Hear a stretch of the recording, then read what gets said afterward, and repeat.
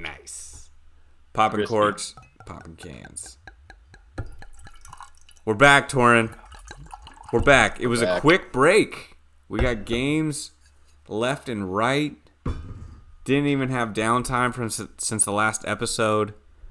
So much to talk about. And we already got a solid baseline going here. So this game, this pod might get wild. You're going to take us through the drinks to get us started from the previous week. However, Yes, sir. we already have a solid baseline going. Me from a company outing. You from a Warriors game, which we will get to at the end of the show.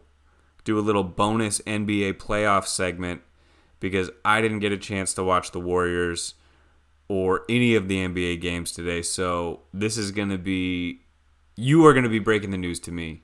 I kept away from my phone, expecting that I would watch it, but instead we're podcasting a day early, so let's go. Man, if there was ever a night to miss, you missed a crazy night. Great, now I feel way better. Thank you. Yeah, thank you. Thanks for letting me know that. It's going to be fun. You're going to feel it all like it happened real time because you don't know what happened. It's not like reading it on your phone. You got to tell the story, and I'm just going to drink it all in, and it's going to be like I watched it. Now I feel the pressure. Damn. Yeah. All right, well, we do have a solid base going, so fortunately for us, we are... Oh wait, no, we can't check pick'ems. It's already too late. Not done yet. Because the next week has started. So we're gonna have to skip drinks on pick'ems. Fantasy, do you know the score from last weekend in fantasy? No. All I know is I will already take a preemptive drink because I did not get my picks in for the pick'em in time. So I'm already taking a loser drink for that. All right, well, take one. I'm going to take one as well because I don't know the score from fantasy, but based on how I've been doing, I'm just assuming I got last place. So I'm still sitting in last, so it wasn't good enough to get out of last. So well, if I didn't get my picks, then I didn't set my lineup, which means I'm rolling with the same team from the previous week, which who knows? So yeah. Yeah, so due to the crazy schedule, we're actually in the middle of the 33rd week of the Premier League. 3 more games tomorrow. There was a few games today. And then we have another slate of games coming up this Saturday. So great week to watch soccer. Some teams playing 3 times in the span of 7 days. So really fun time. But we'll skip those drinks. Prop bet wise, though, I did pull out a victory over the weekend. I got a draw with Everton. You actually had a loss in a game that we will get to. Not just shortly. any loss. I went with Tottenham as the underdog. You might need to drink twice for that one. Wow. I don't know if it was my fault or what, but that was an abusing match. And yeah, I definitely should take a drink for that. Maybe 2 or 3. Yeah, maybe 2. That was... It's funny because we'll get into the game a little later, but a loss so bad that the coach got fired. And it's funny because that's actually the second time the interim coach got fired. And it's the second time that's happened this season of the Premier League. So pretty crazy stuff. Not only that, but the players opted to refund fans their tickets. That's how bad it got. What? Yeah. We'll get to it. We'll get to it later because we are burying the lead, which is the game of the season today, which was Man City hosting Arsenal, the title on the line. And I was at work today, had a full slate of meetings, was unable to watch, so I completely silenced our text thread with me, you, and Blake talking about the match. And I was hoping to watch the game when I got home, had this company outing, went longer than I thought, didn't get a chance to watch the whole match. Outing, quote unquote. I don't know why we're quoting it, but yes. Dinner and drinks. And many drinks. And I wasn't able to watch the match fully. However, I got home and watched the highlights immediately. So were you able to watch the match at all? Or were you a highlights person as well? So for I think the first time in my life, so I was able to get off for lunch, but I had plans because of plans I had tonight. I wanted to get a workout in during lunch, so I actually strapped in my AirPods and found a radio station playing the game and listened to Premier League radio for the first time today, which I gotta say was actually really exciting because essentially it wasn't just radio for this game, it was basically Premier League Red Zone. They were just jumping from game to game to game, checking in with the people they were watching it, giving you updates, and they had a Oh, studio crew that jumping from game to game. So it was actually a total aside there, but really interesting. interesting way to listen and absorb soccer, everything happening live and absorbing it. So I actually listened to the first half of the game via radio, but then I had to go back to work, shut it down just like you. So it took me till the end of the day to watch the highlights to actually see how it finished out. Wow, that is next level. So you went back in time, listened to the radio of the call, I did. and then got home and finished the highlights. And I gotta say, it was pretty damn exciting. Those radio guys, because they have to describe everything. Yeah. Watching, so basically, I watched half the game with radio announcers and like a studio crew, and then half the game with like two guys doing TV announcing. And the excitement and like the emotion and the analysis of the radio guys was just two notches above the TV guys. It's totally different, and it's a different way to absorb what's going on, which we could talk about a little bit Yeah, more later. no, But we got to get into this I'm game because totally it was interested wild. in that. I'm totally interested in that because I've never listened to it before. And the normal video broadcast, there is a lot of dead time or just times where it's like De Bruyne, Walker, Akanji. Like just the ball getting passed around, but they're really just calling out names. So there is some kind Hmm. of, you got to get more Oh, descriptive when it's radio only. So I can only oh, imagine. exactly. And the way they did it with this quote unquote red zone approach is there is never a dead moment, right? The second that the one game is, at a goal kick, let's go check in at Chelsea, let's go check in at West Ham, like Yeah. it's just jumping. It's just like watching NFL red zone, and it makes it just nonstop exciting. Obviously, if you're in a situation where there aren't three, four, five games at once, it's a little bit different. But in this situation, we had a lot of games going on simultaneously, and it made for a really, really entertaining listen. If I was ever in the car again during a Premier League Saturday or Sunday, 100% I'll check that out because it was fun to listen to. Okay, I'm interested. I'm down. But okay, let's get to the game. What's your instant reaction after, we'll just say it, Man City beats Arsenal 4-1 at home? Essentially nailing the coffin for the title, assuming they don't drop the ball with these last few games. But having said that, they have a relatively easy schedule. Brighton is really their only tough opponent down the home stretch. So, reactions to the game today. It's one of those. I mean, I'm not really a fan of one team or the other. We talked about it before. I tend to be the fan of the underdog, so I was, I guess, subconsciously rooting for Arsenal in this. Also, just kind of, Man City's been there, done that. It'd be cool to see someone new there. So I was probably leaning towards Arsenal. So just to see how brutally they got beat down, just completely dominated from the start of the game. So like I said, I was listening on the radio in the first half, and literally at the 20th minute, I think Man City already had, three missed chances that they could have scored. And the guy goes, usually I would say they're going to rue those missed chances, but they're going to get more. He just watching the game, he knew they were going to have five more, 10 more chances, right? That it was, they were getting through Arsenal so easy, tearing through the midfield. Haaland was receiving the ball with like 10, 15, 20 yards of space at time, just time to set up passes to other people to play Mm-hmm. the distributor. He didn't have to attack. If he wanted to attack, he was attacking into space at a defender that wasn't ready for it. it was total domination. It was I don't know what else to say besides that. It was just they were clearly the better team. Arsenal clearly is at a step down from them.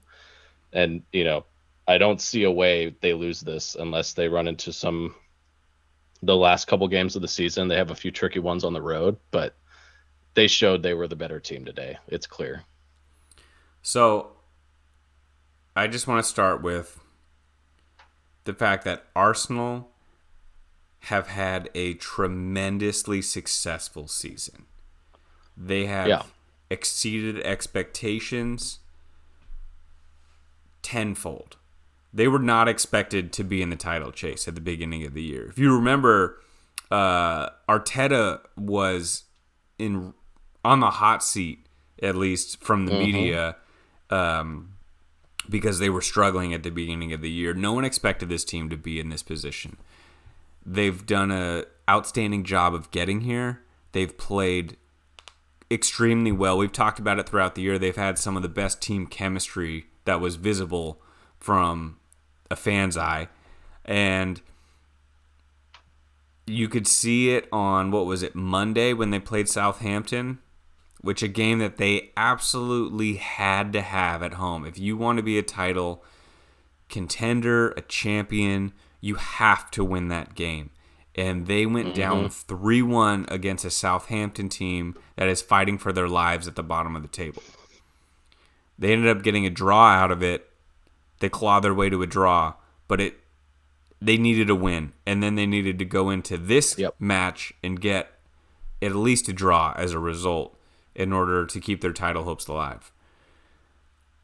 A championship team doesn't lose that match to Southampton and doesn't let West Ham come back from 2-0 to tie them. Yes, they are just a step below that championship level team, and Man City basically showed the world today that, we are the championship level team. It's not a question. They knew it. Arsenal knew it. Everyone watching knew it. And it was just, they showed their class over and over again. And I can't say this enough. Kevin De Bruyne is so fucking good. Like Haaland, so fucking good. He's so good. Those two guys. They are the perfect players to be on the same team because they can just provide each other even. Because Haaland provided De Bruyne a couple times. Yeah. They are just so good. Kevin De Bruyne is so efficient in everything that he does.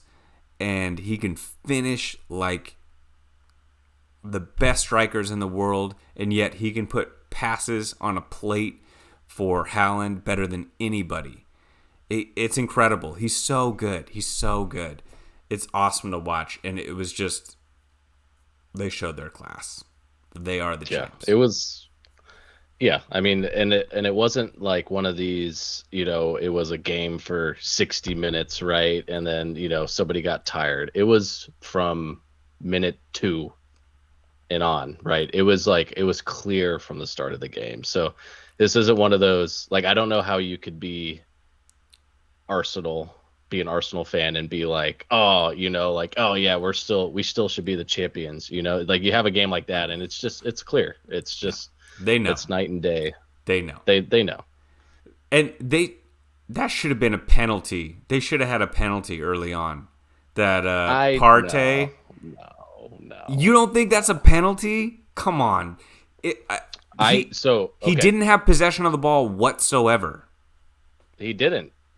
But I have seen that called that way that it was called so many times in the Premier League. I've always felt the way you feel right now.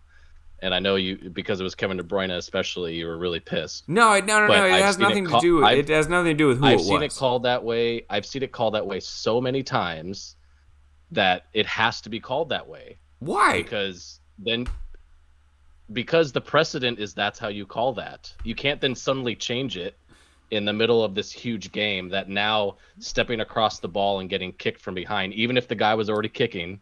I've seen it so many times. Yeah, but here's the difference. You can't change the precedent. in the middle of that. Here's the difference. Whether or not you agree with it is a different story. There's stepping in front of the ball to keep possession or to obtain possession, and then there's stepping in front to just shield it for your goalie to pick it up. He was never going to get the ball. He knew De Bruyne was getting there first, and he just went to De Bruyne to block it, and then the goalie picked it up. He had no possession, nor was he intending to keep possession.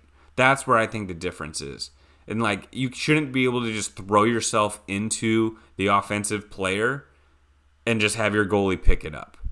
Like, that's where I feel like, to your point, to keep the precedent, to keep the letter of the law, it was probably the right call if you open the rule book and read it. But for common sense, I just don't think that is not a defensive play, and it shouldn't be legal. I agree 100%. I've always thought that should be a foul the other way. Yeah. But I've seen it that called the way it was so many times that if they had not done that, I feel like I would have been upset for Arsenal, because it can't be that flip-floppy, because it's such a game changer. Obviously, in that moment, it meant so much more than the end result, right, in the end of the game. But if it had been a 1-0 or a 0-0 game coming into the back half of the second half, it would have meant so much more. So yeah, I get what you're saying, and to be honest, I agree. I don't like that type of play. I think it's just kind of, you see so often penalties given away from people doing that sort of thing, right? And I don't like it. Like, a defender's obviously trying to kick a ball away. Usually the way it happens is the opposite, right? Where it's a defender trying to clear a ball and an offender just steps in front of them like that, not even really trying to get the ball. And it's always fucking called a penalty. It happens, 75% of the time that happens, it's called a foul. It's called a penalty on the person kicking the ball, quote unquote. So I thought it was the right call in that situation, but it didn't matter in the end. It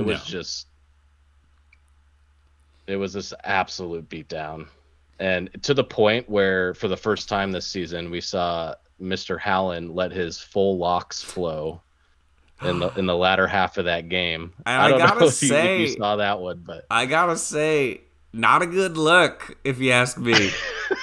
The boy needs a haircut. I feel like it was just a little too long.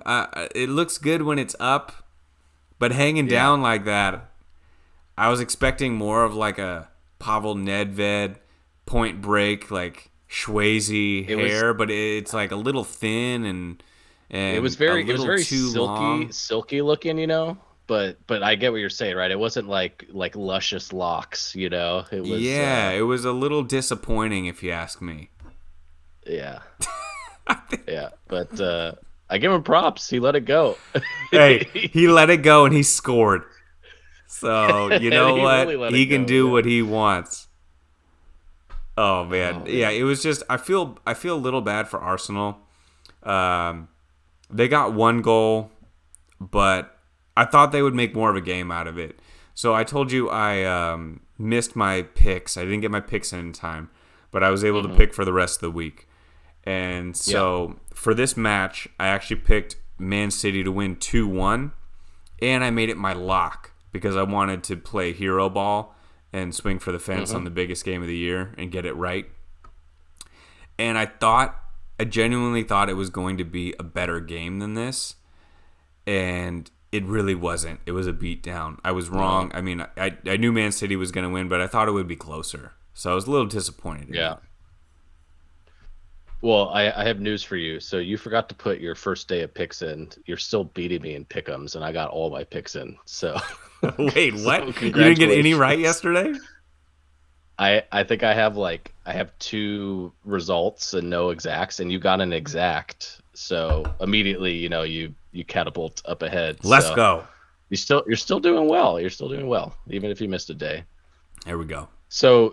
So just a real quick look. So at the rest of the Premier League schedule, obviously huge game. It felt like a championship game.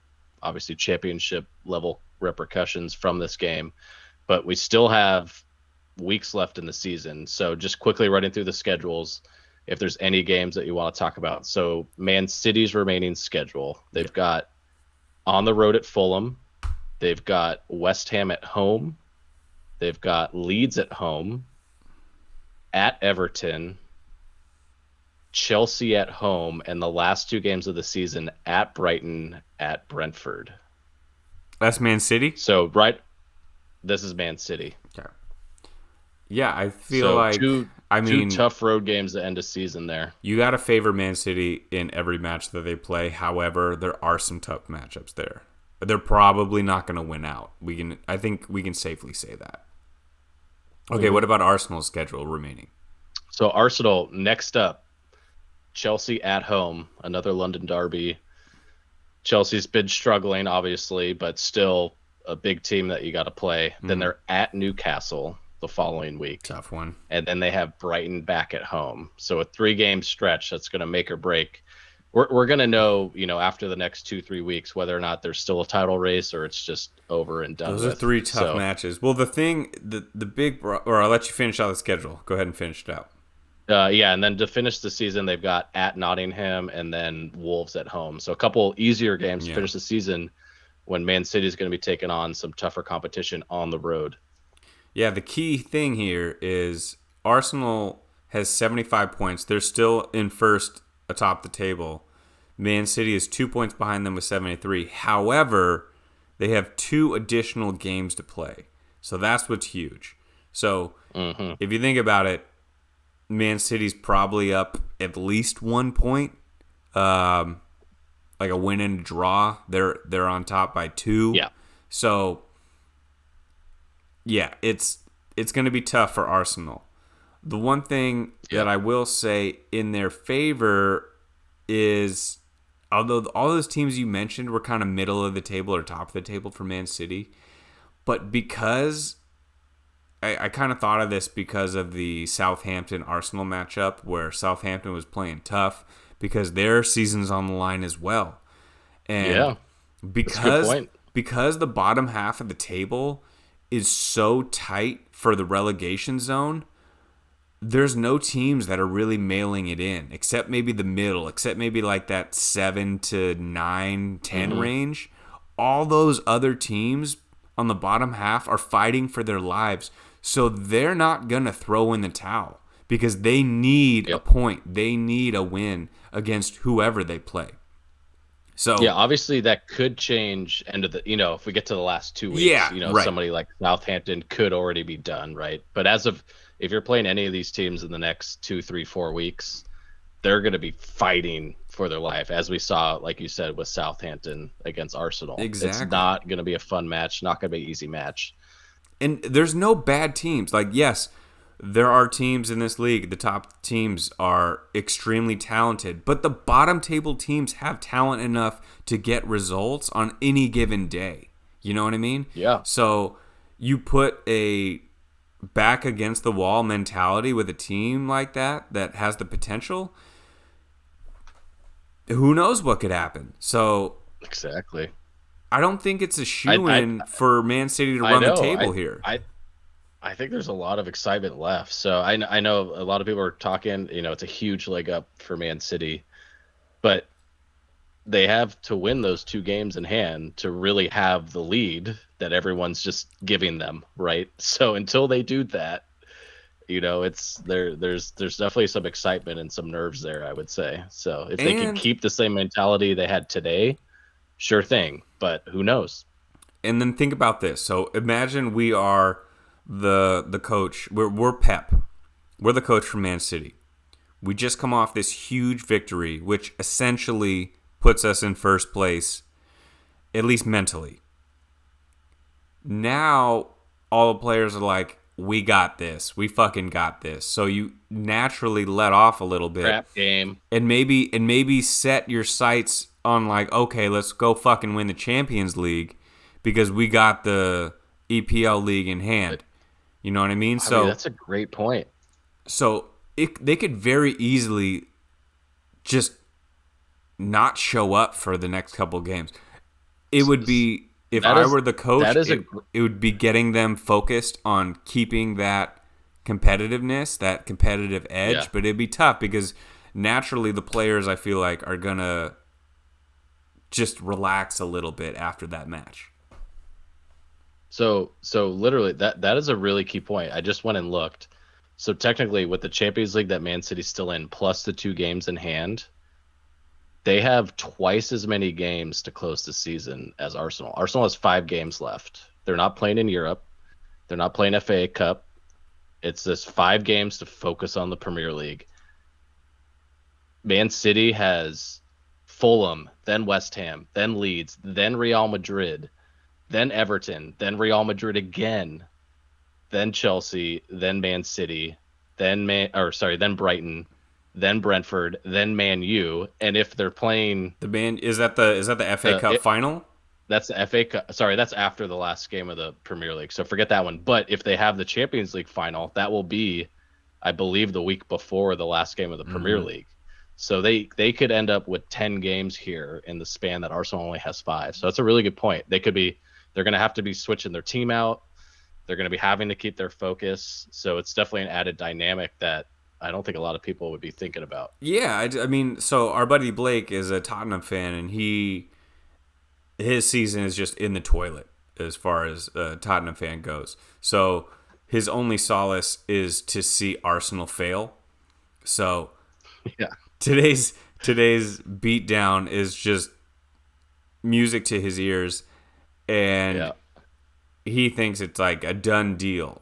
And yeah, if the betting odds are probably saying that as well. However, I'm just saying Yep. I don't think it's a slam dunk. It still is a little up in the air. Would I bet money on Arsenal winning the league? Of course not. I'm just saying it ain't over till it's over, and there's matches to be played. So we'll see. With some of the odds we're seeing on Arsenal after today's game, I might put a little money down. What was it, plus 800? Yeah, versus if you had plus 800 to put $10 on, or minus 1,400 to put $10 on.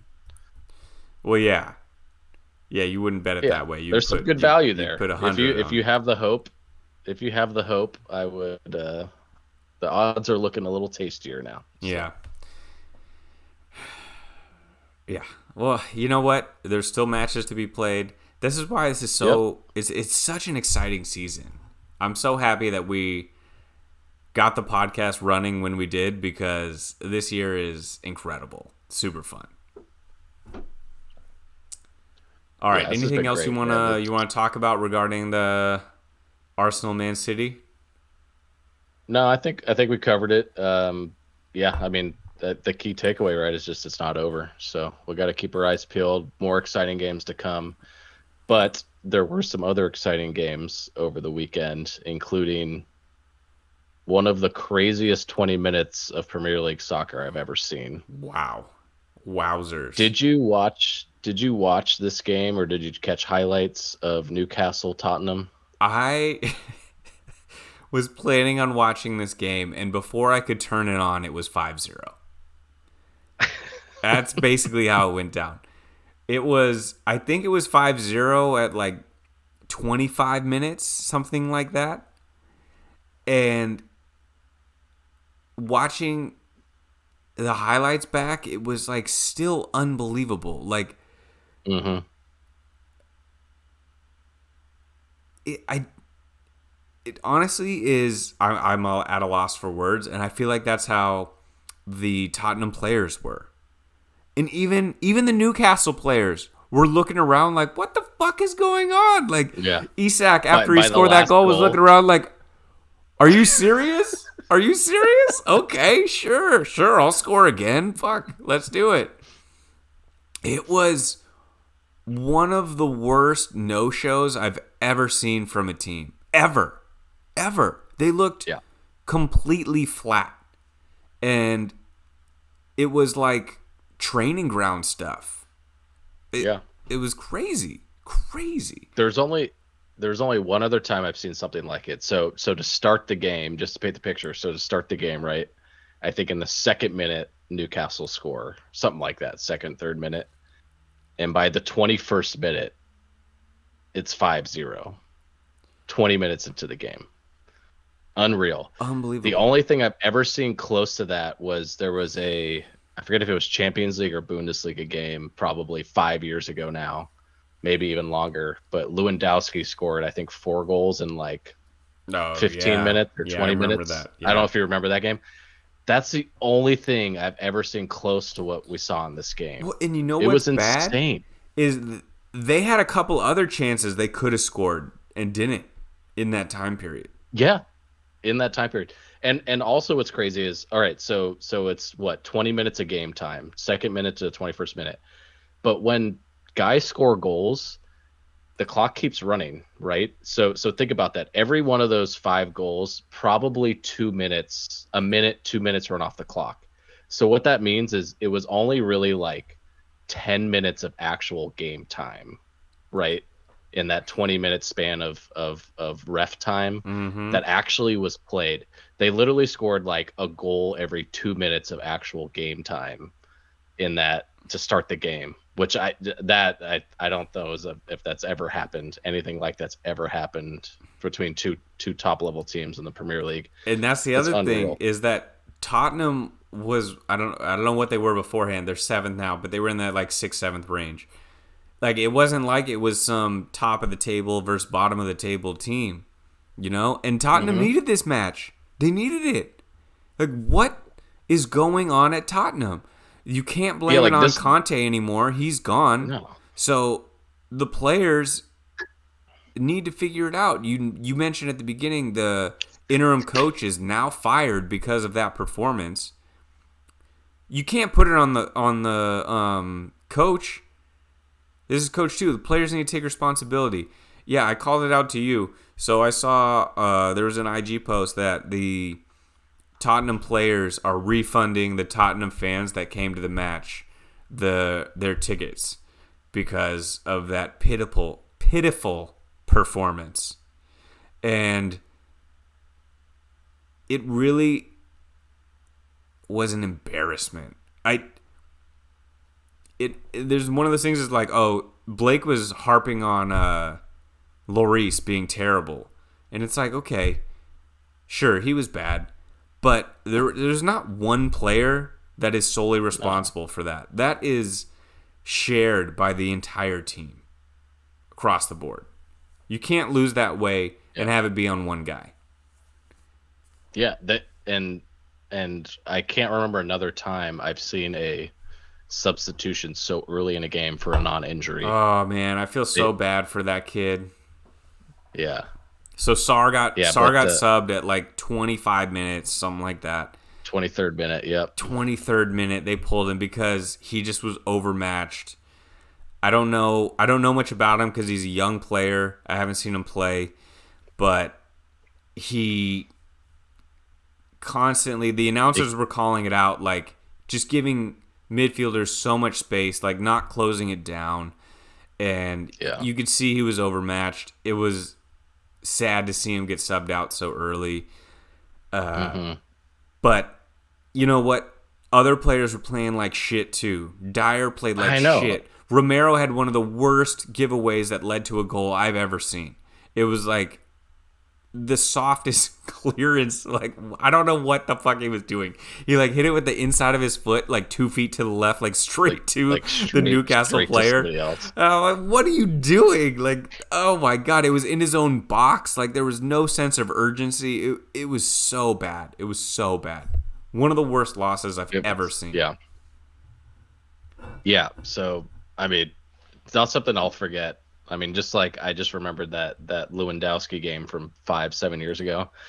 I feel like this is one of those stretches of game time that it'll always be up there among the memories. It's like you'll use that to compare to other things that you see in the future. For a team at Tottenham's level, whether or not they're having a good year or not, like you said, this isn't like Southampton at the bottom of the table. Yeah. This is Tottenham. Should be a top 5 team, should be a top 6 team playing against another strong team. I'll give them that, but not someone like Man City, you And know. and And this isn't a Tottenham team that is hurt. no, They played all their best players. They played Kane, they played Son, they played Kuishevsky, they played Hoiberg, Skip. Sar was the only one. Their back line yep, completely intact. Insane. unreal, man. I it's I've never seen anything like it. And I wonder what the fallout's going to be because there's still a lot of games left. And if you look at the standings, so right now, even after that loss, Tottenham is tied with Liverpool with 53 points. The tiebreaker goes to Liverpool, so Tottenham is in 7th. But they're still fighting for that Europa League spot. If they really get lucky with some other matches from the other teams and run the table, they could get top 4 still.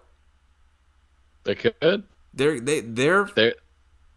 would need a lot of help, but they need help because a lot of these teams do have a game or two in hand on them, but their season's not over. So to see such a dud performance is just even more shocking because they're playing for something. It's crazy. I mean, I guess that it just feels like it's something that can happen. You know, like there's no reason really for it to happen besides the players just not showing up. And I mean, it's got to be just one of these classic cases of things start off on the wrong foot. You take a wrong step the step after, and it's just falling downhill after that. And it's you can't stop it. I mean, it's just unreal to see it happen live. So yeah, so they gave up 6 there. So it was a bad defensive outing. Having said that, I hope you're not looking at the standings because I'm going to make an impromptu trivia question for you. Okay. Of the top 10 teams in the table, who has the most goals against? Trick question, it's Tottenham with 51. 51. The next highest goals allowed in the top 10 is Fulham and Brentford at 43. That's an 8-goal difference. The only teams in the Premier League that have more goals allowed than Tottenham, Bournemouth, Leeds, which is one of the worst defenses I've ever seen, Nottingham Forest, end of list. Bad. Horrible. Bad. And I've been telling you, every time I watch Romero, I like him less and less as a player. And I threw some shade on him to Blake, and he was like, dude, he was on the World Cup championship team. I'm like, okay, so that means everyone on that team is amazing? I don't buy that. Like, have you watched the matches? He plays like shit. He's a liability. He gets a yellow card bordering on a red card nearly every match. Like, I don't know, man. He makes some terrible, terrible decisions. I just think he's a liability back there. I get it. I get the general sentiment. I personally am not going to take anything out of this game on any of the individual players. It's one of those games, right, where it's so bad and so atrocious across the board that I know all of those players are capable of better, right? You know, like I'm not gonna use this specific game, you know, as something against him. But in general, I would agree with you. I feel like all he's done since the World Cup is fall off of the level he was at. He was, like you said, you know, very foul prone and very risky with his behavior in terms of fouling and getting in guys' faces. But he was good enough to back it up and good enough to be worth it. But this last month, 2 months, you know, since the World Cup, since we got back into the Premier League season, it really hasn't been at the same level. And it gets to the point where, is it worth putting up with his bullshit if he's not going to be performing at that level, right? Maybe he still has it in him, but we haven't really seen it the last few weeks. It's the same analogy as Draymond Green. Why do you put up with Draymond Green's antics? Because he's literally the best defender in the league, right? Like he's a beast. Great and analogy. That's why you put up with him. But if you're not going to be at that level, then you're not going to put up with that shit. So, yeah, I mean, he's got to turn it around here. I don't know if he's going to turn around this season, but great analogy. Definitely questions.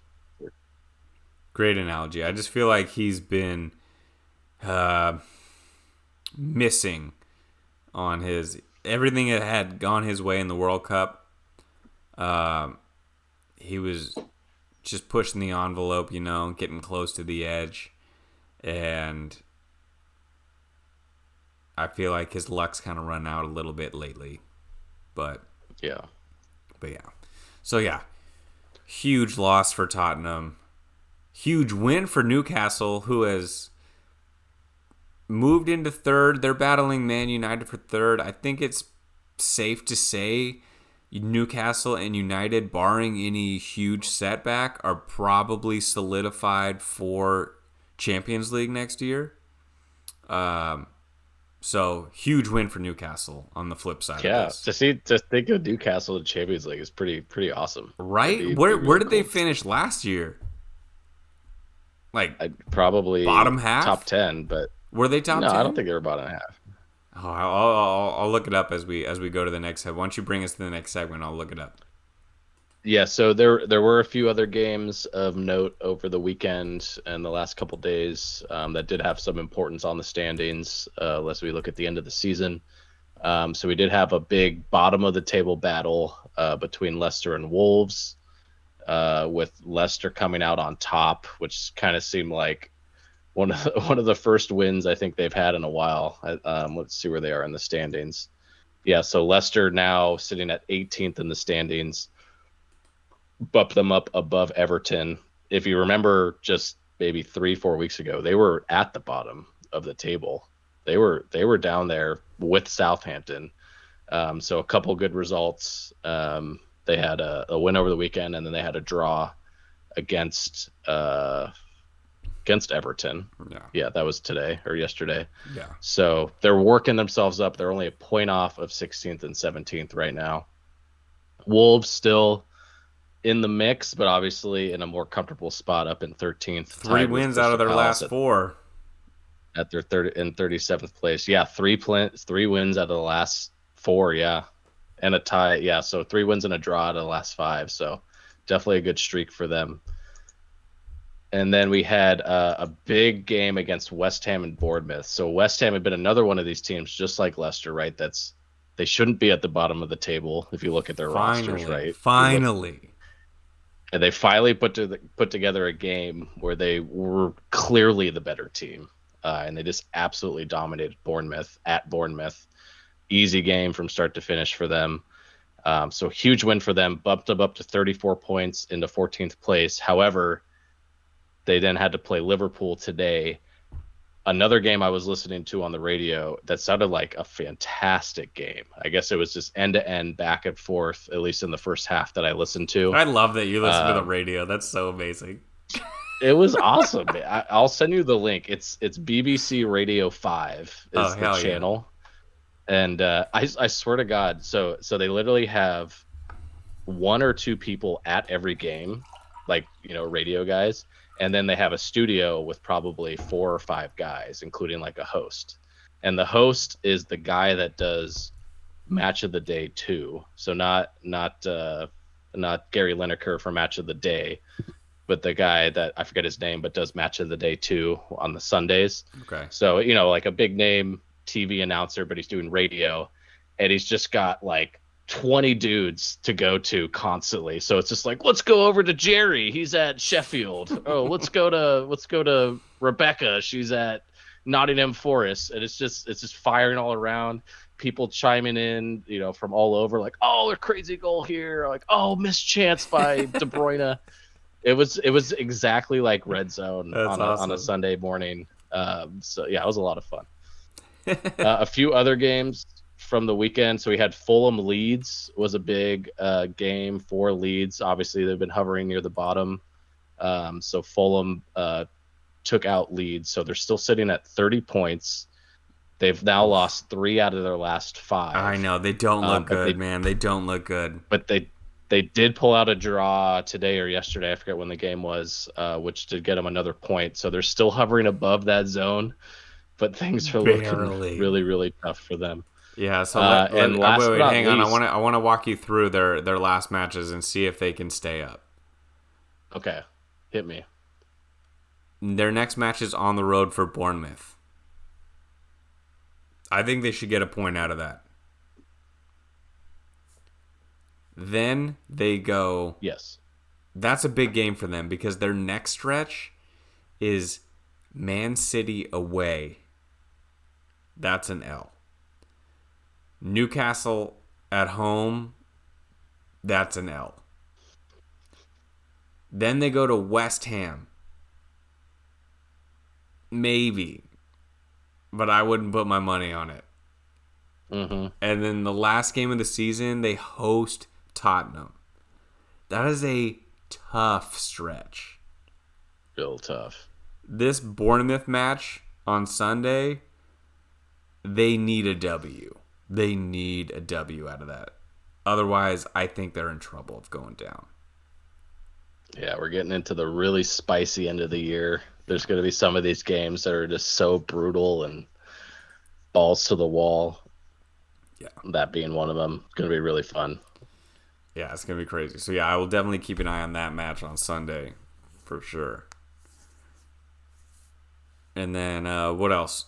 So, Villa. You want to talk about Villa, who just keep fucking dominating? Villa's just balling. They've now won 4 out of their last 5. They're sitting in 5th place by a point over Liverpool, though Liverpool does have a game in hand, as well as Tottenham. They're still sitting very close to that even goal differential. However, they're finding ways to win. They were so bad at the beginning of the year. They were terrible. Absolutely terrible. And now look at them. They have a chance. They probably won't make it there, but they have a chance of making Champions League. Yeah. It's crazy. Yeah, I'm looking at this stretch here. So they won, so not only 4 out of the last 5, but they won 5 out of their last 6, 6 out of their last 7, 7 out of their last 9. They won with 2 draws. Insane. I can't believe this team turned this around. Crazy run. And they didn't even make a big splash in the transfer market. Like, they just got better. Stevie G is probably so pissed right now. It's like, what are you doing to these guys, right? It's like, yeah. So one last thing. So Newcastle last year finished 11th. Okay. 11th. Just out of the top 10. Okay. Do you remember where West Ham finished? Just to refresh, West Ham right now is 14th in the table. I think they might have finished like 7th or 8th. 7th. Do you remember who finished 8th? Spoiler, they are in the relegation zone. Leicester was 8th last year, and they are fighting for their lives at the moment. Complete turnaround for both those teams this year. Crazy. It's hard to put your finger on what it is, at times. It's just like a couple injuries, right? Yeah. People out, get rid of a few players, and it's just like that. You're immediately from top half to relegation. It's been a really competitive year this year. I feel like the middle class is kind of gone. It's just, or maybe not gone, but the bottom half. The bottom half is the middle class. The middle class, exactly. Yeah. And so you still have the top tier, with a couple of surprises like Villa, but that top tier is still a top tier. But everyone else is kind of in the same boat. It's crazy. Which is why the end of this season is insane. Which is why I feel like there's gonna be some upsets. There's gotta be, yeah. I mean, you think about it, and it's like, yeah, some of these teams from the past years that were just terrible, quote unquote relegation teams like Cardiff or Sunderland. And it's like, you compare those to the teams that are in the relegation right now, and it's like those teams would destroy those relegation teams from the last 10 years. Mm-hmm. It's crazy that level now with all the influx of money. We talked about it, right? so much Premier League spending, so much money being injected. It really has. I mean, it's amazing. It's evened out that playing field from 20th, Yeah. the 20th to number 8 team, right, in the Premier League. There's now not much of a difference. Like, No. there's skilled players, there's good players, there's good coaches. Even the bad Uh, teams have talent. yeah, exactly. It's crazy. It's amazing to watch. It sucks to be a fan of one of those teams that is struggling, right? Where you're just like, what the fuck? We're not that bad, And then, and you're in the relegation zone. and then you have you It's have like, Chelsea, who spent more in the transfer window than the rest of the European leagues combined, and they have lost 4 out of their last 5 matches. oh, so bad, Oh my god. horrible. Is Frank Lampard going to be sacked before the season's over? He was So just brought so on. I was meaning to talk to you about this. So the as I was listening on the radio today, the they literally spent 20 minutes talking about the fact that Pochettino right now is for sure the front runner to be taking over for Chelsea. And what they were having a discussion about was whether or not they thought he should start now, like literally get rid of Frank Lampard this week and bring him in, or to wait till the off season, right? Bring him in, let him have an off season to get everything ready. And the guys on the show mostly thought he should come in immediately. Like, literally, sorry, Frank Lampard, you came in for what, 3 games? See ya. What do you think he should do? If ownership or whoever's making the decision, I assume it's ownership, wants Pochettino, then bring him in now. Why would you, if you want this guy, wait to bring him in? You know? That doesn't make sense to me. If you are of the thinking, hey, let's give Frank a shot, see how he does, give him the rest of the year, and then make a decision, then okay, you do that. But if you're like, we want Pochettino, this is our guy, it's already written in stone, then yeah, bring him in now. So, Yeah, I tend to agree, mostly just to get you get real time evaluation of the players playing in real games that actually matter, right? Versus training sessions and, you know, glorified pickup games against like an MLS all-star team or whatever it is, right? In the off season.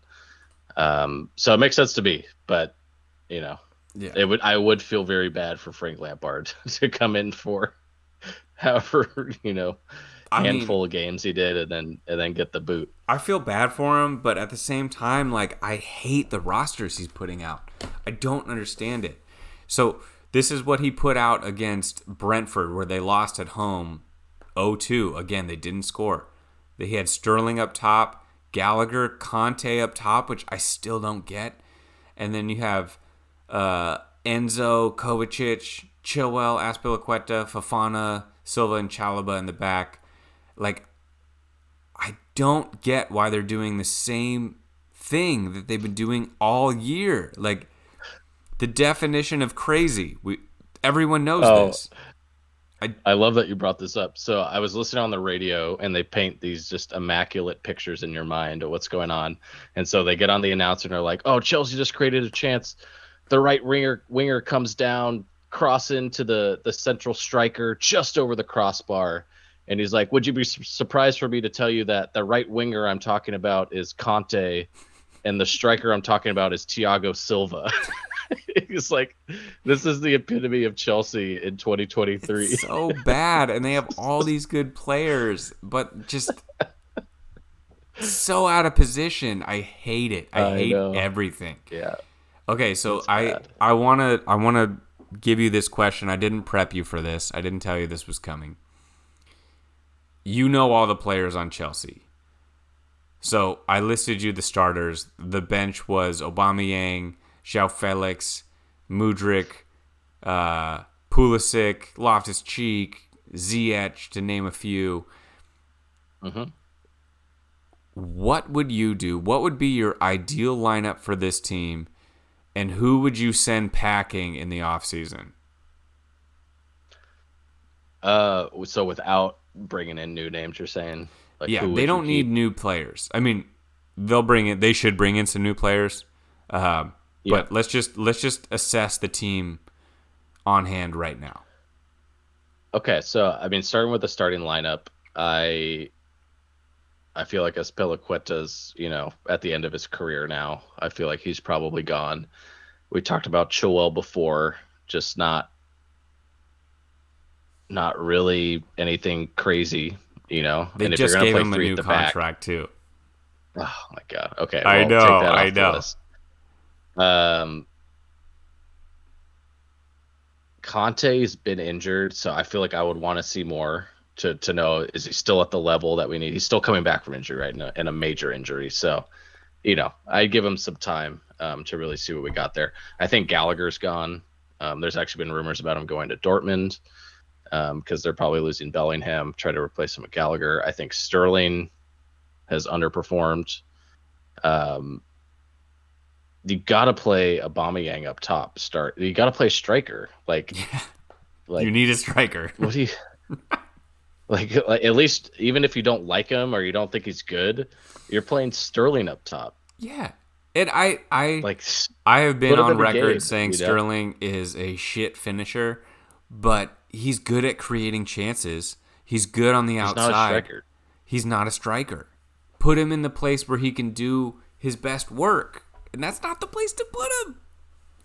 Yeah, I'm just going through the list. I think Pulisic will be gone.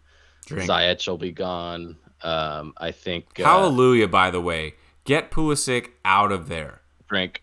Yep. Mudryk, I think, is a real tough one. Obviously, they spent a ton of money to get him. He hasn't performed to the level, that you would expect somebody that they paid that money to perform. But I feel like he's just this victim of there being so many guys that play in the position he plays in. There's so many of that type of guy that he probably feels not as comfortable as he could, in the situations that he's in. He's not playing every day. He's not even playing every other day.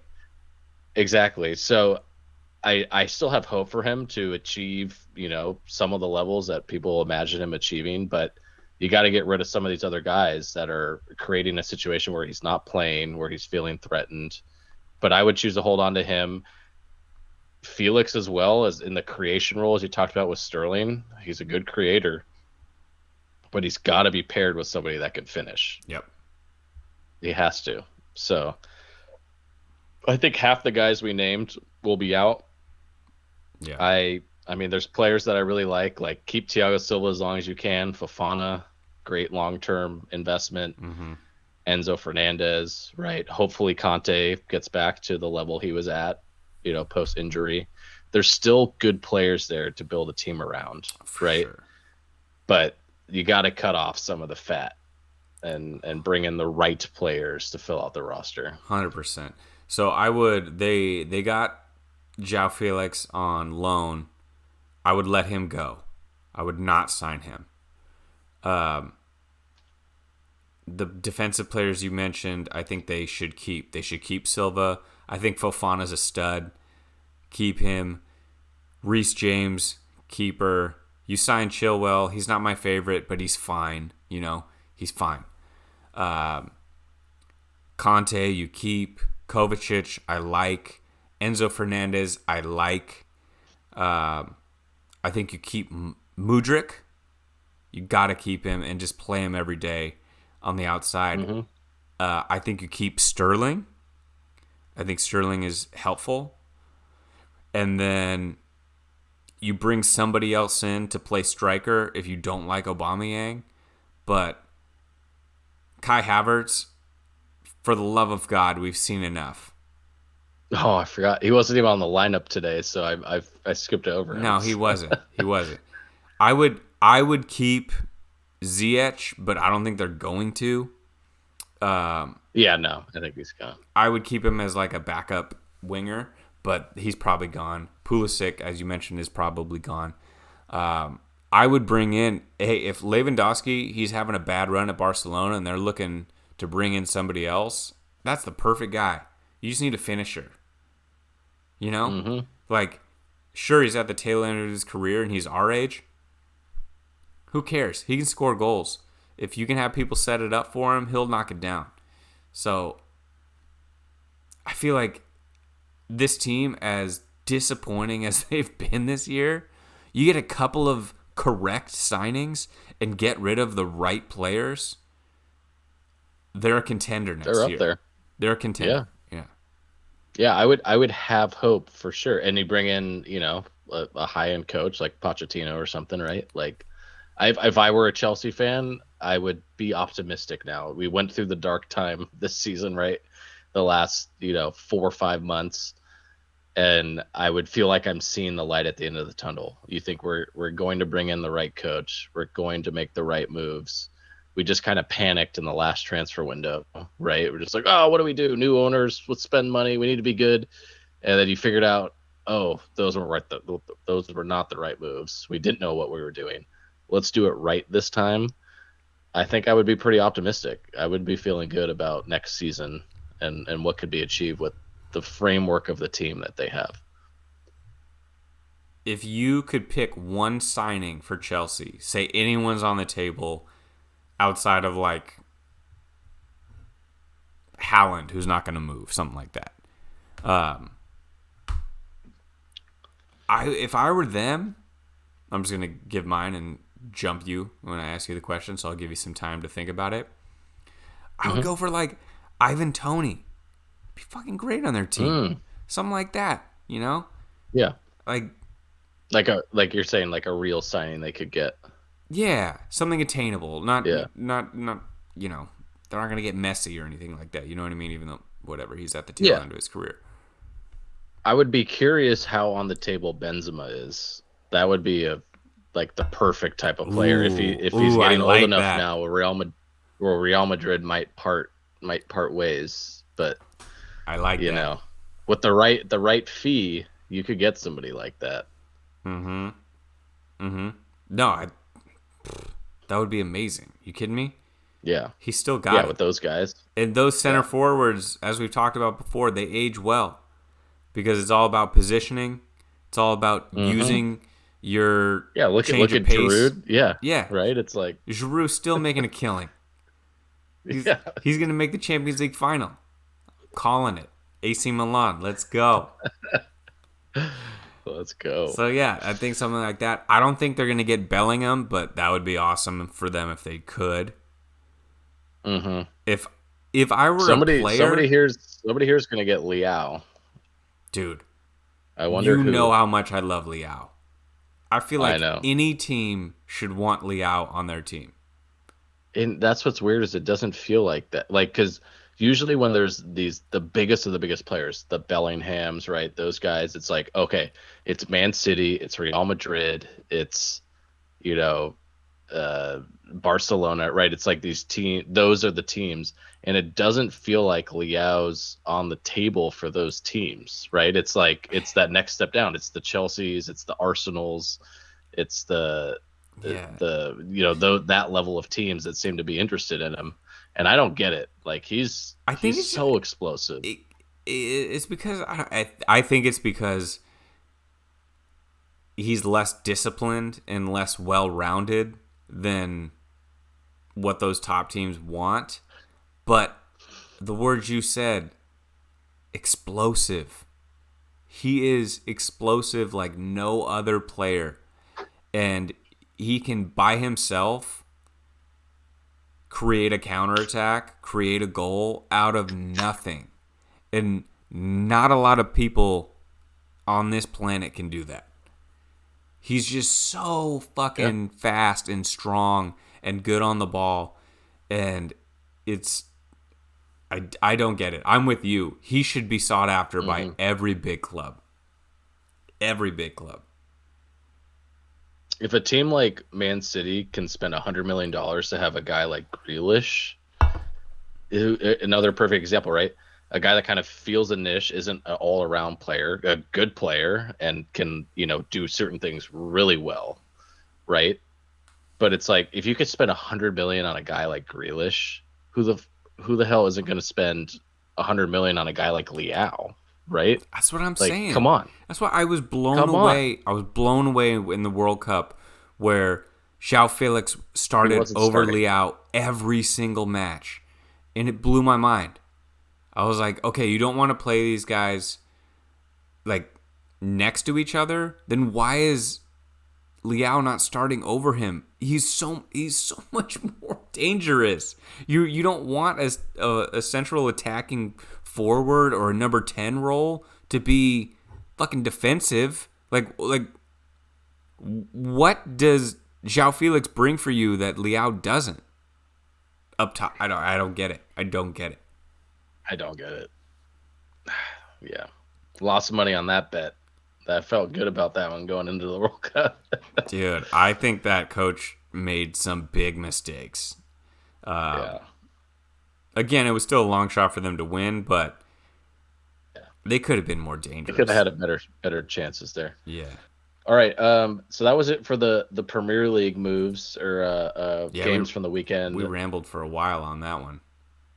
Yeah, we couldn't stop talking about it. There was a FA Cup game over the last week. Yes. A semifinal that was pretty epic. I hope you were able to watch the highlights. I did. Man U Brighton. You did. So we had a game. It was played at a neutral ground at Wembley. So it wasn't any sort of 2-leg thing, right? It was just a one game. Settle it there, neutral ground. Tie game goes to penalty kicks. Man United edges out Brighton on penalties, and I think how many penalties did it go to? It 8 guys? I think it went to 8, 7, 8. Yeah, somewhere in that range. So it sudden death penalty kicks. Really, really fun watch. Yeah. With Man U edging them out to set up a date with Man City in the final. But what were your thoughts from that game? Obviously not a Premier League game, but a game against two very high-level Premier League teams. My biggest takeaway is that Brighton is on the exact same level as Man City this season. There is not a huge gap between those two teams. And despite the fact that Man United has a payroll that's probably 10 times what Brighton's is, like, that Brighton team is so strong. And it's really, really cool to watch. They are easily my favorite team this season. And on the penalty kicks, anytime you go to penalty kicks, it could go either way. So, yeah, Man United ended up on top. Good for them. But Brighton's right there, man. They're so good. I just hope that they can retain these players and maybe add a better version of Danny Welbeck or maybe some defensive help or something like that. And they keep that midfield core together because this team's really cool. I just, it's not going to happen. Don't do that. Come on. Hold on to that hope. No, but we've seen this 3 times already. They're going to sell somebody like Estupiñán, right, or whoever, Matoma, for some crazy amount of money. They're going to go pull somebody out of whatever, the 3rd Hungarian league, and they're going to be just as good. I mean, this is what Brighton does. They've showed it to us so many times now, where we know their business model here, right? But I think you can only do that with so many players. I think I already said before, I think McAllister is the catalyst, and you can't lose that guy. True. You can't lose him. You can't replace the McAllister. I think you can replace Solly March. I would not want to replace Matoma. I would want to keep Matoma. No. Get rid of Solly. Sell him if you could, but I don't know if he probably would be the least expensive of the 3 on the open market. Yeah. But yeah, if they could bring in somebody like, I don't know. I'm thinking some sort of reject, like maybe one of the Chelsea rejects, or Pulisic. Mm-hmm. Oh my God! If you replace Pulisic with Solly March, let's go, dude, that would be that would be really awesome. Good. That's what they could do. Like, I feel like, oh man, I hope this team keeps it rolling. I just hope they keep it rolling. That would be really, really awesome. Yeah, but obviously, really epic game. It kind of sucked to see Brighton lose it, being that they're finally at that level where they're even with Man U. But it does set up, as I was saying before, a Manchester Derby final in the FA Cup. Absolutely epic. Never Two happened teams before. that could be playing each other. Never happened before. I didn't know that one. Yeah. Uh, I think this is going to be a really good opportunity for Man U. We already talked about it. Man City's going to have to go through all these Champions League games. They're going to be fighting for the Premier League title. They're going to be playing twice as many games as Man United. And then they're going to get through all of that and then face Man United in the final here. I think it's really setting up well for Man U. Yeah. I think that, and this is going to be the only feather in the cap this year. So, they're going to be gunning for it. Yeah. As you said, Man U's had a nice season. Nice. Exactly. Nice. Exactly. All right. Segueing into the remaining news as we get close to the 1 o'clock hour. So, yeah. I told you that Barcelona was actively pursuing Firmino from Liverpool and Aubameyang from Chelsea. So they're looking for washed up center forwards because their washed up center forward has been struggling lately. My thought is, why are they making this so public and saying they're going after these people? Is it to light a fire under Lewandowski? Is it to keep their fans happy? I don't know. But Barcelona, in my opinion, has been in a tailspin since they left Messi. Yeah. No, I agree. I'm in the same boat. I don't really get the play of like releasing intentions like that. I don't really understand it. Besides, the only thing I could really think of is obviously wanting to attract potentially players that you want, but showing that you're actively trying to find people and bring people in is kind of just a sign or a signal that you're waving that, hey, if you're disgruntled on your team, like what is it about those two guys? Those two guys are still good players. They're probably near the end of their career, but they're still good. They're in very disgruntled positions, right? They're on teams that they're not playing for. They're not starting, barely getting playing time. They're upset about it. They're kind of putting up this flag that, hey, if you're a disgruntled player, come here. We'd love for you to start. Yeah. We'd love for you to play. So it's kind of just, maybe a move to try and entice some of those guys around Europe that aren't happy where they're at and want to almost force to move to Barcelona. Maybe force their ways out where maybe they're not having to spend as much to get those players. That's the only thing I can think of because other than that, I don't really get the point.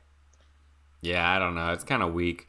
I feel like Barcelona, they've fallen from the top, and I'm sure they'll get it back. I'm sure they'll get back to that spot, but it's a downtime for Barcelona. Their team's just not that good. It hasn't been all year. So really not. I really don't think Firmino or Aubameyang's going to change that either. He was just on the team. Aubameyang was just there. Like, yeah. What has he shown you since he left? Nothing. So I don't know, man. It's weird. I don't like it. Don't get it. All right. Lastly, I didn't know this. So Reece James and Mason Mount both are out for this season. Yes. What are the injuries? So, What happened to Mount? He had surgery on something. I would assume maybe a knee or an ankle. I don't know exactly what, but both of them basically Chelsea seeing where they're at in the table, right? And what's ahead of them. It's kind of like, hey, if you don't need to play, now's the time to get healthy. Let's prepare for next season. So I think moves by both James and Mount just to, hey, let's shut it down. Let's get right. Let's get healthy. Let's prepare for next season. Especially a guy like Mount, who might not even be on the team next year. He's going to want to be ready to go. Mm-hmm. They're going to want to sell him high with value, and B, he's going to want to be ready to go, potentially on a new team. So, yeah, just a bit of a news flash. So they're going to be out. They're not going to be part of, we already walked through the lineup today, and you notice neither of those names are part of the lineup along with Havertz. So we're not going to see them the rest of the season. Not really going to make a big impact, but obviously potentially an impact when it comes to end of the season. Some of the games we were talking about, both I think Arsenal and Man City are playing against Chelsea, so we're not going to expect either of those guys in those games. And then when it comes to some of the off-season rumors and drama with the transfer market, could potentially have an impact, particularly for Mount as he recovers from surgery. So I didn't mention Mount in my team for Chelsea next year. Yeah. I kind of just forgot about him, but I he did wasn't say on you the got to list keep today, Reece James. Mm-hmm. Would you keep Reece James and Mount, or just Reece 100% James? keep Reece. Oh, Reece James is great. Mount's like one of those guys where like I wouldn't mind him being on my team, right? It's like I think he's a good player. He's not going to be ever at that star level, especially in the position that he plays, right? But imagine him as a backup. It's great, right? So it's kind of one of those. I think I would likely err towards sell him high if you can, right?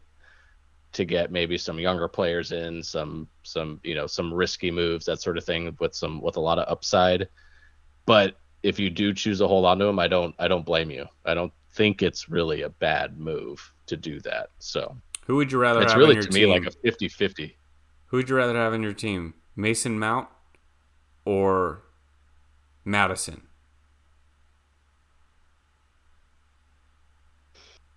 Madison.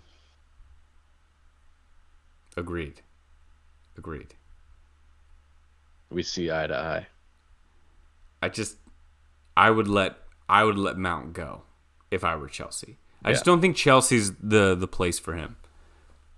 This is a little bit too much, but I see him like I see Jesse Lingard, where it was like Man United was too much for you, dude. I'm sorry, you're a good player, but Man United needs better.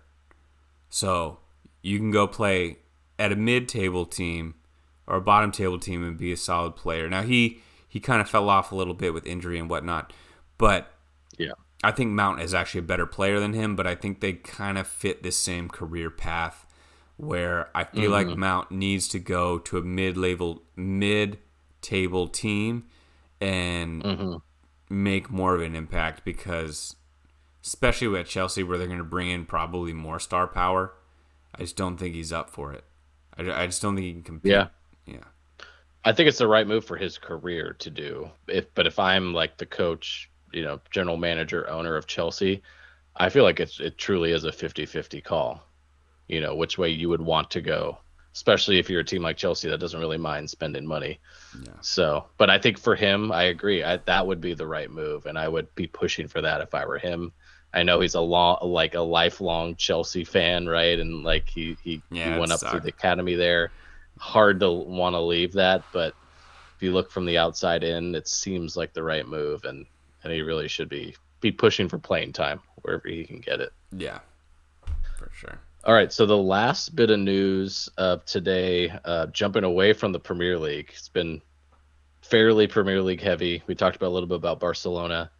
But in the Italian league in Serie A, Juventus had a 15-point penalty from earlier in the season reversed in the courts. I don't know exactly what went on, but basically it immediately shot them back up from whatever place they were in up into the top 3 within Serie A, back into the Champions League spots. So I just wanted to make sure you knew about that, because obviously Champions League implications for next year, obviously more drama on top of an already dramatic Italian season with the penalty that Juventus saw. We talked about a few episodes ago.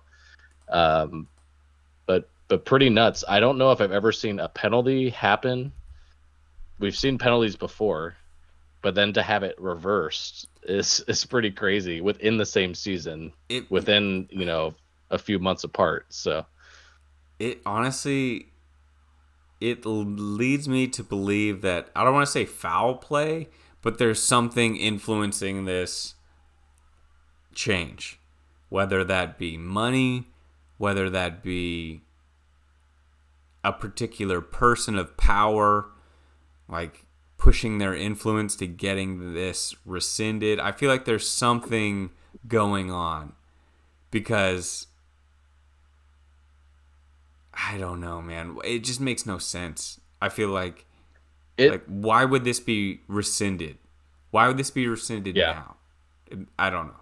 It makes no sense. yeah, yeah. I mean, we don't need to dwell on it, but what I feel like happened was they were trying to send a message, Syria or whoever. I think it actually came down because it was like actually legal action that came, from an outside court. And they were trying to say, hey, there's no room for this or whatever in the game. And if you remember when I was talking about it, basically what they got in trouble for was like supposedly sort of misvaluing players on their books, like the contracts they had or the transfer fees, whatever it was. So it wasn't really like I would call like real cheating. Like it wasn't like they were like it didn't feel like they were really like cheating other teams in Serie A. They just like weren't following some laws or there was some questionable bookkeeping or something, which whether or not you think that's a big deal or not, it didn't seem that significant. And it felt like 15 points, literally 5 wins erased. It seems so dramatic for Yeah. something like that. So I would be okay if it was like, 3, 6 points, something like that. But for it to be 15 points seemed pretty excessive. So I feel like it was kind of like send a message to the extreme that we can. And then it was like through the courts, right? And obviously appeals and whatnot. It's like, okay, let's be real here, guys. How big of a deal was this really? Yeah. And, came back. I wouldn't be surprised if all of a sudden there's an appeal the other way, right? And then it goes back to there being some other sort of point thing going on. But it seems excessive for what went on. And I would rather not see a penalty than see such an extreme penalty come down that takes a team, literally drops them however many spots. I think it dropped them 3, 4, 5 spots in the table. Oh yeah, easily. Yeah, so now I'm looking at the standings now. So they bumped Roma out of the top 4. So Roma's 5th, Inter's 6th, Okay. but Atalanta's 7th. They're probably still in the mix. Then there's a drop off after that. So there's 7 teams fighting for that top 4. Napoli secured it. We didn't talk about them, but they basically secured it. Napoli going crazy. You see all the videos? Yeah. Yeah. Yeah, it looked awesome. So I don't know the history behind Napoli, but they can't have won Serie A very often. I really don't think it was since Maradona. In the 80s? I'm checking right now. Serie I A mean, maybe. titles. They've only won Serie A twice. Was it both with Maradona? It was. They have won 6 Coppa Italia titles and 2 Supercoppa. Um, they won in 89 and 90 Okay. with Wow. Maradona. Whew, that's crazy. 33 years. Yeah. 33 years. That's really cool. Really happy. And you know what? Exciting. Right now, it may not finish this way, but Lazio is in 2nd. That's another surprising one. Oh, that's great. That's Yeah. awesome. Lazio has 61 points. Juventus now in 3rd with 59. And then AC Milan, 56, tied with Roma, 56. Inter, 54. Atalanta, 52. So it's real tight for that 4th spot. So I might be tuning into some Serie A matches towards the end of the year. Could be some games at the end. That'll be fun. Yeah, exactly. All right. Yes, that's it for news. Just a few a quick aside. It's not really trivia, but just some little tidbits of stats to throw out at you. So I had this stat that I got from Leeds on Tyler Adams. that I thought you would just love to hear. Yes, I would love to hear this. So listen to this. So Leeds with Tyler Adams. 24 games played, 35 goals conceded, 1.45 goals per game. Leeds without Tyler Adams. 7 games, 24 goals conceded, 3.42 goals per game. Over twice as many goals conceded since he went out and hasn't been playing. The dude is a monster. He is, oh man, he's so awesome. I'm so happy he's an American. That's And great. Yeah. he's on our team for at least the next 2 World Cups, I think. He's so sick, dude. Oh man, I love the way he plays. He's basically like he's the American version of N'Golo Kante. Yeah. That's how I look at him. Yeah, basically. He's the American version. He doesn't care about playing offense and scoring. He wants to dominate his position. He wants to control the midfield. He's going to sacrifice his body. I told you when we went when we were watching the World Cup, we went to a live showing at the Shell in San Diego, which is a big outdoor arena that fits like a few thousand people. And we were going to watch the match, and Blake's brother-in-law came with us, knows nothing about soccer. And he goes, okay, who on this team is like the badass, like tough guy? And I was like, oh, dude, it's Tyler Adams. And he's like one of the smallest guys on the team. And he was like, what? I was like, yeah, dude, this guy's a fucking bulldog. He is the man. Just watch him. Just watch him. And it is so fun to watch his toughness and just like he just punks people, and he just never backs down. I fucking love it. Fucking love it. Tyler Adams, please come back healthy. We miss you. We miss you. We miss you, baby. Come back. We need you strong on Team USA. All right, the other bit of not really trivia, but just interesting takes and facts to share with you. So our buddy Blake sent over a list from the start of the season that a little bit of a science experiment that was conducted where various fans from the 20 Premier League teams were asked about their feelings on their team, whether they felt positive or negative about their teams. And they were actually monitoring their brain activity while asking them these questions. And based on the activity of the brain, or whatever they were analyzing, they could determine if what they were saying was actually truly positive or if they were truly feeling negative about their team. So right off the bat, we immediately talked about Tottenham, who was a team coming into the year with pretty high expectations. And they actually finished second to last at a -10 score for the fans actually feeling positive about their team. So deep down, even with all the media attention, they knew deep down it wasn't going to be a good season. I think you already know the top team. Yeah, I remember. So I glanced at this. I remember that Brighton was number 1 in positivity. Brighton is number 1 at a 90% positive mark. What I'm curious for you is I'm wondering if you can name any of the next 3 teams. So the next 3 teams under Brighton, I'll tell you this. So Brighton's at 90%.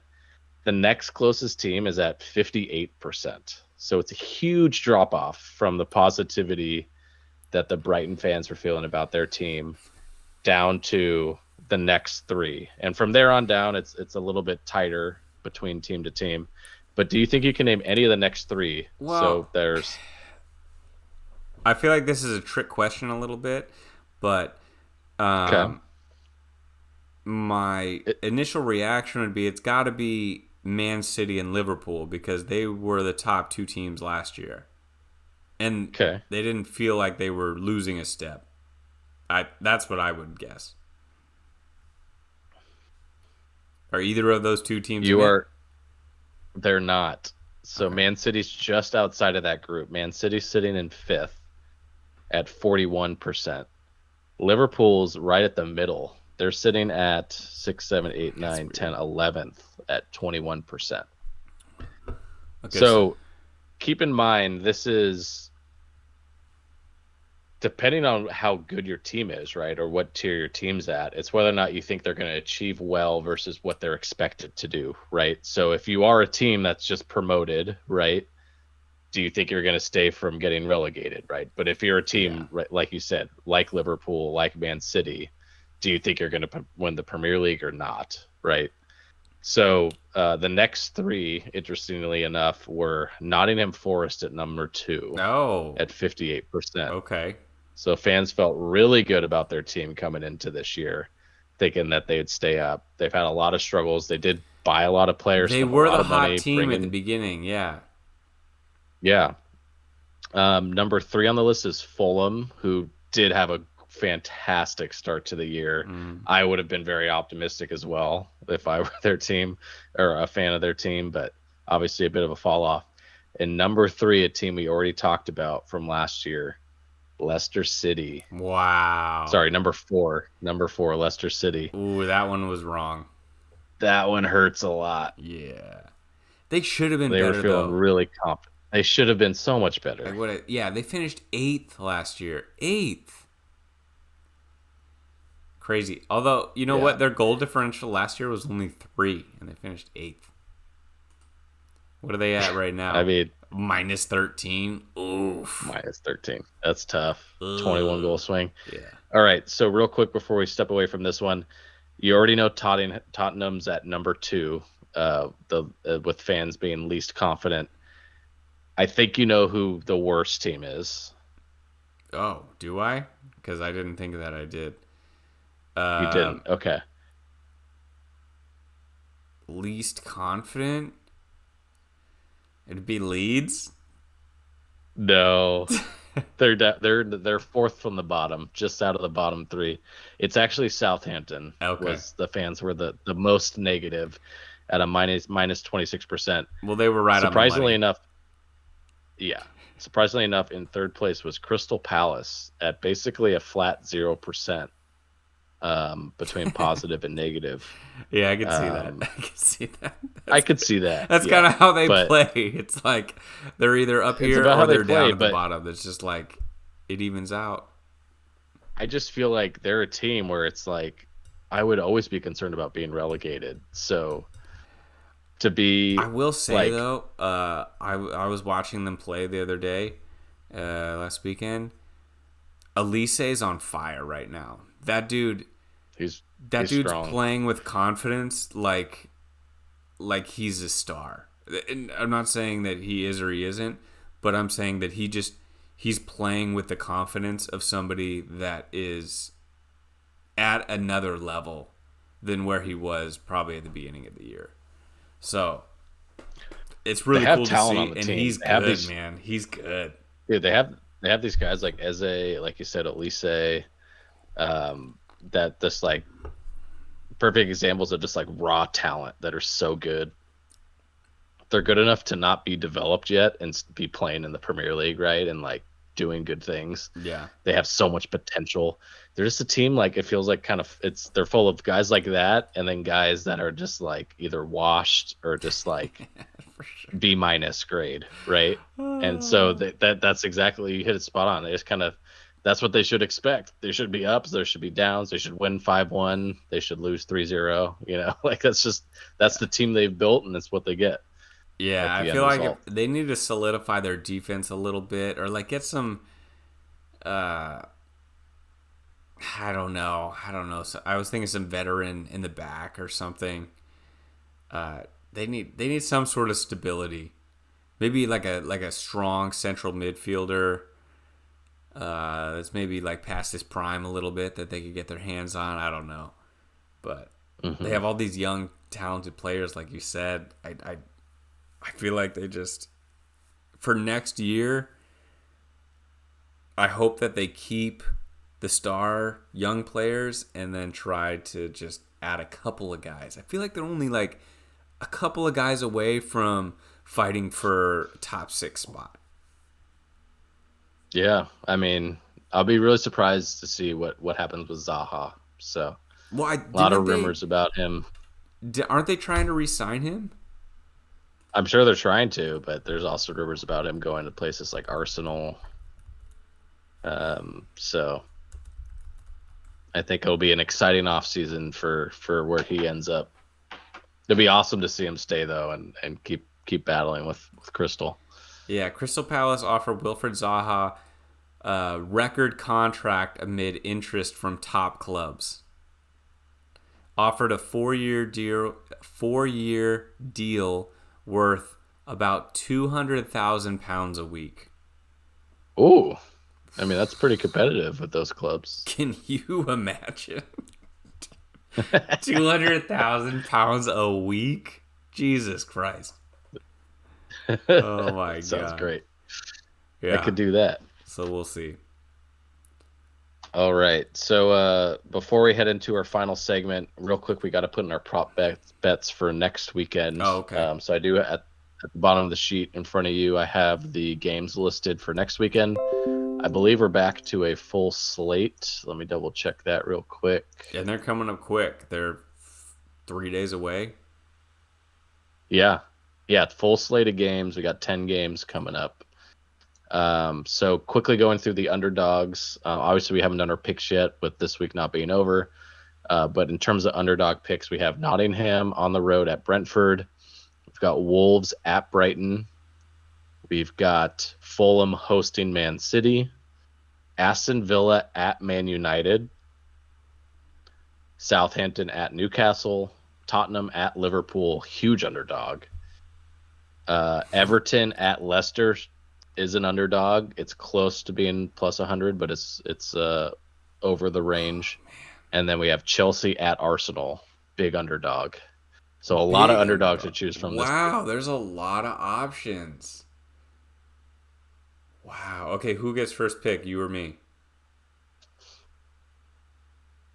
Yeah, we did a trivia question the last 2 weeks.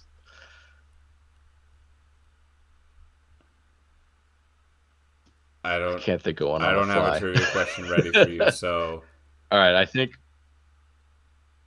you got first pick last week, so I'll go. Okay. So which one do I like best here? I like. No. I think I'm gonna take.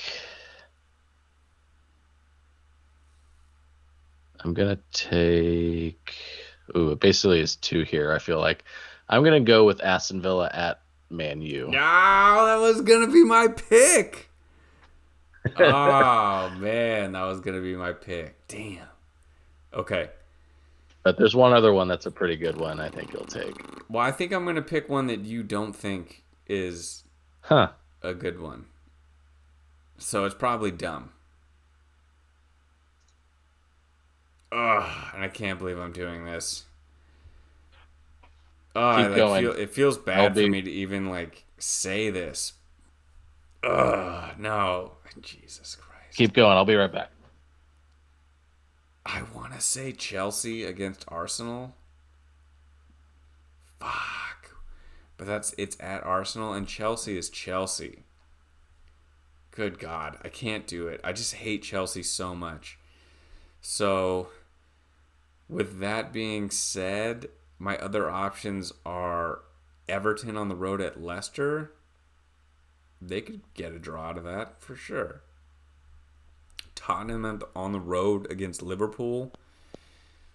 Oof, that would take a lot of cojones to pick Tottenham after that last showing. And then there's Fulham at home against Man City, which, as I mentioned, could be a fallback game for Man City, But I think I'm going to... Oh, man, I hate this. I think I'm going to go Everton on the road at Leicester City. I'm hoping for a draw here. And Ugh.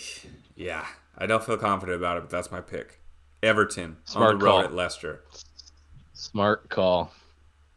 Yeah, I was actually close to 50-50 between those two, to be honest. But because I feel like it's tough going into Man U. Austin Ville's been playing really well, Well, I but almost picked I feel like there's Chelsea. I almost picked I Chelsea. feel like there's good odds of somewhere like Everton going and getting a draw at Leicester. So Yeah, Leicester is they're not really blowing me away right now. So yeah, that's my pick. All right, let's move into the bonus section of today's show. I didn't get a chance to watch any basketball. I watched like 5 minutes of the Warriors in the second quarter. Fill me in. How did the game finish? so yeah, so I didn't watch the early game today, which was Knicks Cavs. And so I don't know anything about the game, how it went, what happened in it. All I know is that the Knicks won and Oh, they closed out closed the it out. series. Closed out Damn. the series against the Cavs. That's So Knicks embarrassing for advance. Cleveland. I still need to watch the highlights on that one. I did catch the end of the Lakers Grizzlies game. That was finishing up right before the Warriors came on, and the Grizzlies with a pretty comfortable victory in the end. I guess it was close. I didn't watch early on in the game. I think it was close till maybe halfway through the third or end of the third. They ended up winning by 17 points Yeah, by I the could end of see the the game. Lakers So, mailing that one in. exactly. So by from the halfway point of the fourth and on, it was pretty comfortable for the Grizzlies. So that one's at 3-2, going back to LA for Game 6. Right. So the Lakers will look to close it out there. But the main event tonight were two games played simultaneously. The Miami Milwaukee game tipped off a little bit sooner. It was about, I don't know, 5, 10, 15 minutes ahead of the Warriors Kings game. So I was watching, obviously, the Warriors game, being a huge Warriors fan. But I was constantly looking at the score up in the corner of the Milwaukee Heat game at the same time. So for those that don't know, Milwaukee's a number one seed, comfortably the number one seed, dominated the Eastern Conference. The Heat were a play-in team that Terrible. lost the first play-in game, Terrible. won the second to get into the 8th seed, played atrocious all season, and have, after the most insane game, last game, Jimmy Butler with 56 points pulled out a victory to go up 3-1 against the Bucks. So we have this one series at 3-1 going on simultaneously as the 2-2 Warriors and Kings game. So the Warriors and Kings game was exciting as any other game this series. Wait, stop. Go back to the Bucks and the Heat. What happened? I'm going back and forth. They Oh were my going on God, you're killing simultaneously. me. The Warriors and Kings, exciting game. Neck and neck, back and forth, fouls, lead changes, players getting hurt, then being okay, terrible foul calls, makeup foul calls. Everything you want out of a basketball game, as exciting as I would hope for. That's not what I want is bad foul calls. All the but everything you expect. Okay, right? okay. So neck and neck all the way into the fourth. I look up in the corner and see that the Heat and the Bucks neck and neck the whole time. I don't think I ever saw it where there was more than a 5 or 6 point difference in their score. Did you ever switch over once? Realize halfway through the fourth quarter, oh, this is close. Let's get the game on. So now we got dual screens going simultaneously. So it's about a half a quarter ahead in the Heat Bucks. The Heat, I'm trying to remember the exactly what happened here. So the Heat are down, I think, 6 points. Okay. And with 5 minutes left to play, 4 minutes left to play, something like that. Like a game Milwaukee should 100% win. And I think Kevin Love or somebody makes a 3, cuts the lead down. There's a play going the other way so now I think it's like a 3-point game. We're getting down into like the final minute of the game. There's a play where like Middleton dribbles along the side. Kevin Love gets called for like his 6th foul, fouls out. Terrible foul call. Didn't really look like a foul. Whatever. Shoots some free throws. Now they're up, whatever it is, 5 points or something. Miami inbounds the ball. So now we're talking about it's like under a minute left. Inbound the ball. Gabe Vincent 3-pointer. Now they're down 2. Drains his 3-pointer. Not Jimmy Buckets, Gabe Vincent. Jimmy Buckets is having a great game. I think he's got like 35 points at this point, something like that. He's still having a really good game, not like last game, but a good game. They're down 2. Milwaukee inbounds the ball. It's like a terrible pass from Giannis to Middleton, and they like the ball's outside of his reach, and Lowry's going for it, and it like kind of hits both of them and goes out of bounds, and they call a foul on Lowry. They challenge the foul call, and they deem it a jump ball because it wasn't actually a foul, but he didn't have possession. So they can't give possession back to the other team. They have to do a jump ball in the middle. So they do a jump ball in the middle, and this is with like whatever it is, 8 seconds left, 10 seconds. I don't even remember. It was like we're less than 20 seconds here. They do a jump ball in the middle. Miami down 2. Milwaukee wins the tip. Giannis gets the ball, tries to pass it to Middleton. Terrible pass. It's going straight out of bounds. Middleton with one of the craziest saves I've ever seen, diving into the stands, saves it back into the crowd, or back in, and it drew. Oh, so sorry. At this point, it's a 1-point game. Saves it back into the crowd. Drew Holiday gets the ball and gets fouled. Like already, like they should have lost. But the craziest diving into the stands save. Drew Holiday gets fouled. He has 2 free throws. They're up 1. Misses the first free throw. No. Makes the second. They're up 2 with like 2.1 seconds left. Miami calls timeout. Inbounds play. Jimmy Butler's under the basket. They throw the ball up. This fool is like getting pushed over, knocked over. Literally catches the ball at like a 45-degree angle, falling backwards, one-handed, and just throws up this shot and fucking makes it to tie the game at the end of regulation. Oh my god. They go into overtime and Miami wins. No way. They knocked him out. Oh my god. Miami beat the Bucks. Dude, no way. The Bucks were In up, like, 5? I think they were up 10 points with like 5 minutes left. Oh my god, that's insane. That is you gotta wow. What the We Believe Warriors, what did they win in? 6? Yeah, I guess this is probably the biggest upset, the fastest upset. Yeah. Damn. I think they won in 6. 5 games. Oh my goodness, that's crazy. 5. That's crazy. Oh my god. Yeah, it was absolutely wild. And then the whole time, so I'm just sweating bullets watching the Warriors-Kings game, and that game came down to the last. So I'm judging by your demeanor, though, that the Warriors won. Otherwise, you would have been a lot more mopey. Yeah. So exactly. How did it go? Was it close? But it was just like it felt very close until the last couple minutes, I would say. But like it was a great game. But then you see a game like that going on at the same time, you're just kind of like, whatever. Yeah. I was super amped to get the win on the road. The terrible Road Warriors. They got one. Pull out a victory on the road. They got one to go up 3-2.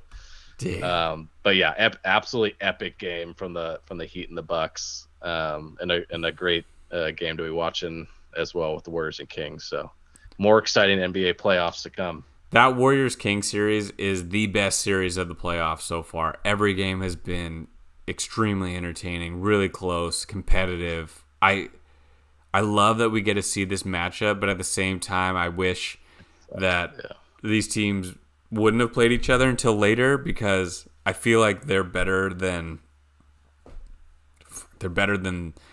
both Memphis and the Lakers. They're better than the Clippers. I think they're both better than the Suns, to be honest with you. Yeah. So kind of a bummer. One of these teams has to get knocked out, but Yeah, it really does. It really does suck. And going into this game, there was a lot of talk because De'Aaron Fox had chipped Mm-hmm. the tip of his shooting finger going into the game, but I think he made like 3 3-point shots to start the game. So He he was was fine. playing close to, if not, maybe 90% Yeah. of what he normally does. So it was still a great, exciting game, back and forth. A game either team probably could have won, but the Warriors really showed their playoff, veterancy and found a way to tough it out in the end of the game. Yeah. Uh, I know you picked the Warriors to win. I think I picked the Warriors to win this series as well. Uh, who'd you pick? Did you pick Memphis or LA? I picked Memphis. So did I. I don't think it's going to happen, though. Yeah. I think they're done. Yeah, I didn't watch most of the game today. Supposedly it was close for a bit, but the part I watched, I mean, maybe, Lakers had already given up on the game, but they seemed pretty dominating, but Yeah. it's going to be tough to win two more in a row. Yeah. No, totally. And I definitely picked the Bucks in the East, so Ooh. not a smart pick on my part. Dang. I almost did, but I went Celtics, baby. Let's go. Smart. All right. All right, cool. We did a little bonus NBA. Yeah, I got to watch those highlights. I'll definitely watch those tomorrow. Not tonight because it's 1:18 a.m. and it's time for me to go to Oh yeah, bed because I'm getting up sounds early. great. All right. So yeah, enjoy your weekend. I know you're doing a little trip, so hopefully Yeah. you'll be able to watch some soccer and we can Oh, definitely. reconvene next week. Yeah, we'll touch base after this weekend's game. So look forward to it. All right, man. Talk to you later. Cheers, everyone. All right. See ya. Cheers.